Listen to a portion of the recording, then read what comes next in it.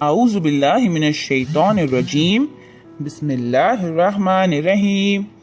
جیسا کہ ہم نے اسٹوری کے پہلے حصے میں آپ کو بتایا تھا کہ حضرت خضر علیہ السلام راضی ہو گئے اور دونوں چل پڑے۔ دریا کے گھاٹ پر پہنچ کر آپ دونوں کشتی میں سوار ہو گئے۔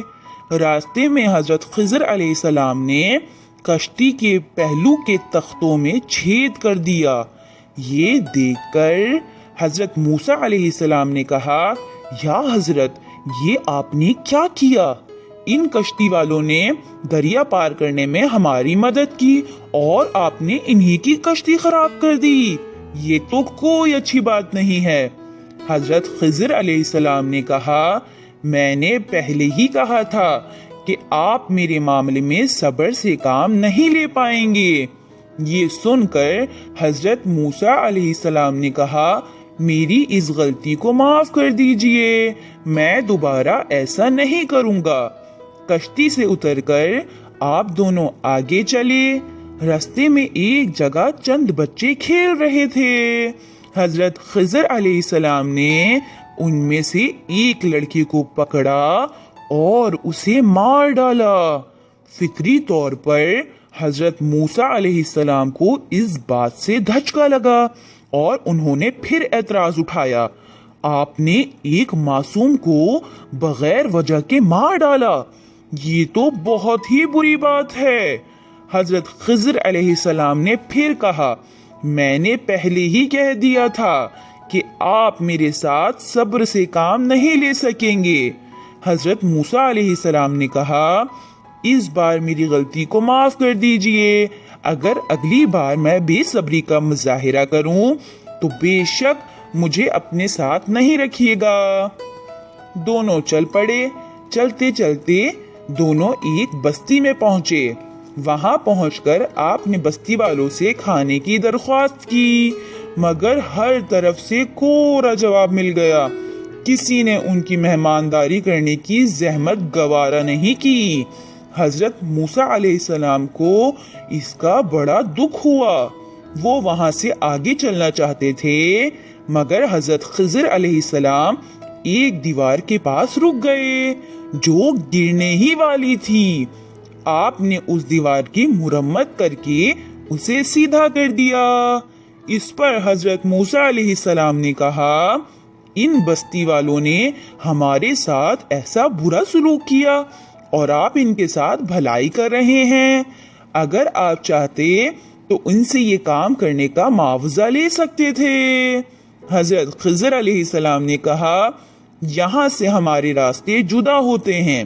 آپ نے خود ہی کہا تھا کہ اگر اب آپ کی طرف سے کوئی اعتراض اٹھایا جائے تو مجھے اختیار ہوگا کہ آپ کو ساتھ نہ رکھوں، لیکن جانے سے پہلے میں آپ کو بتا دیتا ہوں کہ میرے جن 3 کاموں پر آپ کو اعتراض ہوا وہ میں نے کیوں کیے۔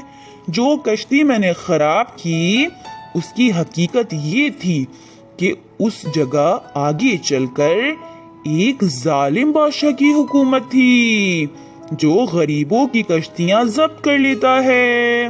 میں نے ان ملاحوں کی کشتی اس لیے خراب کی تاکہ بادشاہ کے کارندے اس کشتی کی حالت دیکھ کر اسے ضبط کرنے سے گریز کریں۔ جس لڑکے کو میں نے مارا اسے آگے چل کر نہایت ظالم اور سرکش بننا تھا۔ اس کے ماں باپ ایمان والے اور نیکوکار ہیں۔ میں نے لڑکے کو اس لیے مار دیا کہ وہ آگے چل کر اپنے ماں باپ کے لیے آزمائش اور اذیت کا سبب نہ بنے۔ اللہ اس کے بدلے میں انہیں نیک اور بہتر اولاد عطا کرے گا۔ اور جس دیوار کی میں نے مرمت کی وہ 2 یتیم بھائیوں کی ملکیت ہے۔ اس کے نیچے وہ خزانہ چھپا ہوا ہے جو ان کے باپ نے ان کے لیے چھوڑا تھا۔ باپ نہایت نیک اور صالح آدمی تھا۔ اس کے بچے ابھی چھوٹے ہیں، اگر دیوار گر جاتی تو خزانہ عیاں ہو جاتا اور لوگ اس پر قبضہ کر لیتے۔